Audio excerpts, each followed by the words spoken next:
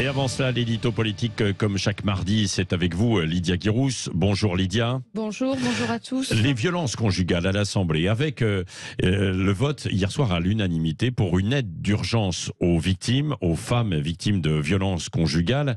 Et il y a même eu un amendement pour mettre en place un don pour les femmes victimes de violences, alors qu'on avait évoqué un prêt dans un premier temps. C'est un grand pas selon vous, Lydia Guirousse? Oui, c'est un immense pas et je l'applaudis. Il était temps. Enfin, la République donne les moyens aux femmes de se protéger en fuyant leurs bourreaux. Enfin, cet amendement du gouvernement qui a été proposé et voté dans le cadre de l'examen de la proposition de loi de la sénatrice Valérie Létard à l'Assemblée nationale, eh bien, enfin, il permet aux femmes de partir et il faut le souligner, l'applaudir, car celui-ci est surtout universel. Il ne sera pas conditionné aux ressources. Sans condition de ressources, alors. Sans oui. condition de ressources, et ce n'est pas de l'argent magique. Est-ce qu'il faut rappeler que tous les 2 jours et demi, une femme est tuée en France par son conjoint ou ex-conjoint, que 200 000, c'est le nombre de femmes victimes de violences conjugales en 2021, soit 21% de plus qu'en 2020.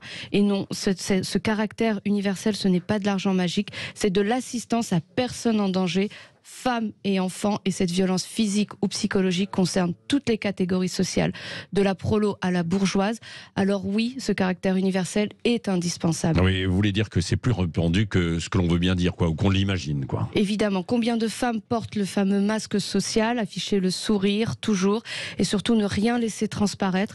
Il faut éviter la honte, et puis il y a la peur, celle qui oblige à se taire, celle qui paralyse ces femmes, celle qui pousse au déni, et puis il y a les enfants. Comment faire, où vivre, avec quoi? Tant d'éléments qui font que des centaines, des milliers, des dizaines de milliers de femmes se retrouvent enfermées, piégées dans la spirale de la violence. Cette violence qui débute par une petite remarque, qui devient des insultes quotidiennes, une dévalorisation, du harcèlement physique, moral, jusqu'au jour où il est trop tard, jusqu'au féminicide. Oui, alors cette aide peut, selon vous, éviter des victimes, des morts? Je le crois véritablement, car seule la fuite évite cette mort physique ou psychologique. Oui, il faut aider ces femmes et parfois ces hommes, évidemment, à tout quitter pour se sauver leurs enfants aussi. Et cette mesure permettra de lever le plus grand des freins qui demeurent, à savoir le financier. Et c'est un honneur que la France ait mis en place ce don pour les soutenir, car ne pas soutenir cette proposition aurait été pour des députés un déshonneur et aurait relevé de la non-assistance à personne en danger. Merci Lydia.